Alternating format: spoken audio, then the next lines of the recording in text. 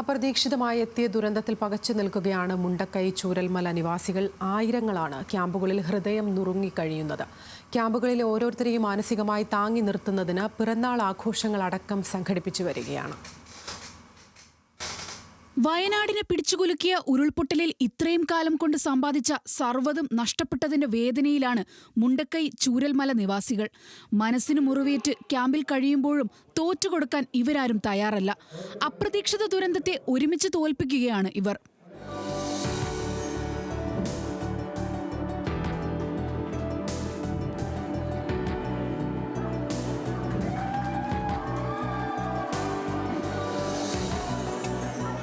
Meppadi saint Joseph girls ഹൈസ്കൂളിലെ ക്യാമ്പിലാണ് അന്തേവാസിയായ സുധാകരന്റെ പിറന്നാൾ ആഘോഷം സംഘടിപ്പിച്ചത്. എൻ്റെ സകല സമ്പാദ്യം നഷ്ടപ്പെട്ടു. അത് മറ്റൊരു വശം. എനിക്ക് ഇത്ര വലിയൊരു സ്വീകരണം ഇവിടെ തന്നതിന് ഇവരെ എല്ലാവരോടും ഹൃദയം നിറഞ്ഞ 1000 നന്ദി എനിക്ക് പറയാനുണ്ട്. ഞാൻ ജനിച്ചിട്ട് ഇത്ര വർഷമായി.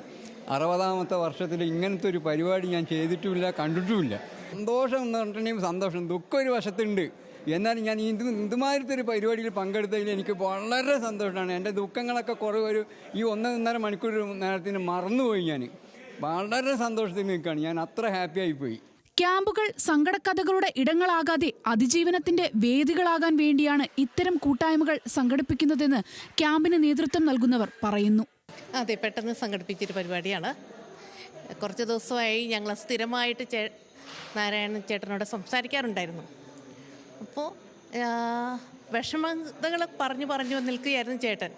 എന്നാൽ ഇന്ന് ജന്മദിനമാണെന്ന് അറിഞ്ഞപ്പോൾ ആ വിഷമത്തിൽ നിന്നും കുറച്ച് സമയമെങ്കിലും മാറി നിൽക്കാൻ ഒരു അവസരം ഒരുക്കി കൊടുക്കുക എന്നായിരുന്നു ലക്ഷ്യം. അതിന് സാധിച്ചു. സന്തോഷമുണ്ട്, സംതൃപ്തിയുണ്ട്.